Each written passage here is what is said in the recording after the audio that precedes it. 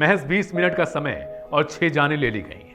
किसी को लाठी डंडों से पीट के मारा गया तो किसी को ईंटों और पत्थरों से कूच दिया गया। वो मंजर शायद हम अपनी आंखों से अगर सोचें तो हमारे दिमाग पर तैरता फिरेगा, लेकिन उसकी जरूरत नहीं है क्योंकि अब उसमें नया अपडेट आया है। और अपडेट यह है कि अब दलितों के नेता कहे जाने वाले चंद्रशेखर रावण ने सीएम योगी को कुछ सीख दी है। एक्स पर पोस्ट करते हुए चंद्रशेखर रावण ने लिखा है कि शासक का कर्तव्य होता है कि वो अपने राजधर्म का पालन करे और आपको भी राजधर्म का पालन करना चाहिए। और कैसे करना चाहिए उन्होंने ये भी बताया है कि आप सभी को एक निगाह से देखें, सभी को समान रूप से देखें, क्योंकि आप शासक हैं। अगर एक पर कार्रवाई होती है तो दोनों तरफ पर की जानी चाहिए, क्योंकि जाने दोनों तरफ से गई हैं। इसके पहले आपको बता दें कि अखिलेश यादव ने भी ट्वीट कर यह सलाह दी थी कि अगर कुछ इस तरीके की कार्रवाई जो एक ही तरफ की जाती है तो इससे समाज में नफरत फैलेगी और कहीं न कहीं यह हिंसा को बढ़ावा देने वाली चीज होगी। आपको बता दें कि महज 20 मिनट का वो समय था जिसमें 6 लोगों की निर्मम जान ली गई थी। इसमें ईंटों और पत्थरों और डंडों का इस्तेमाल किया गया था। कुछ भीड़ भी इकट्ठा हुई थी एक तरफ से, और एक तरफ से यह बोला जा रहा है कि दुबे परिवार की तरफ से पहले प्रेमचंद यादव की जान ली गई थी। प्रेमचंद यादव के बाद होता यूं है कि सत्यप्रकाश दुबे के परिवार वाले बाहर खड़े ही रहते हैं। उनमें 10 साल की बच्ची और बच्चे भी शामिल थे। उन लोगों की भी निर्मम जान ले ली जाती है, जिसकी तस्वीरें कल ही आई थी। इसके बारे में हमने आपको जानकारी दी थी, लेकिन आज चंद्रशेखर रावण ने यह ट्वीट करके सबको हैरान कर दिया है, क्योंकि अब वो एक बार फिर से यूपी की राजनीति में एंट्री मारने वाले हैं।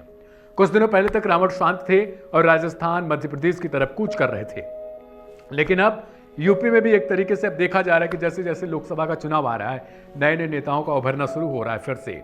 और चंद्रशेखर रावण के इस ट्वीट से क्या फर्क पड़ता है ये तो समय बताएगा, लेकिन योगी आदित्यनाथ ने पहले ही निर्देश दे दिया था कि जो भी लोग इसमें गुनाहगार हैं उन्हें कड़ी से कड़ी सजा मिलेगी, और 15 से 16 स्टाफ को सस्पेंड किया गया था। अब खबर ये कल आई थी कि सत्यप्रकाश दुबे को विरोधी में जो थे प्रेमचंद यादव, उनके घर पर नोटिस चस्पा किया गया है। इसके बाद कई सारे सवाल खड़े हो रहे थे। कुछ नेताओं का यह मानना था कि केवल प्रेमचंद यादव के घर पर एक तरफा कार्रवाई क्यों हो रही है, क्योंकि गलती दोनों तरफ की थी। पहले जान लेने वालों में सत्यप्रकाश दुबे का परिवार था, इसके बाद ही उनके परिवार की जान ली गई। तो ऐसे में क्यों न कार्रवाई दोनों तरफ की जाए।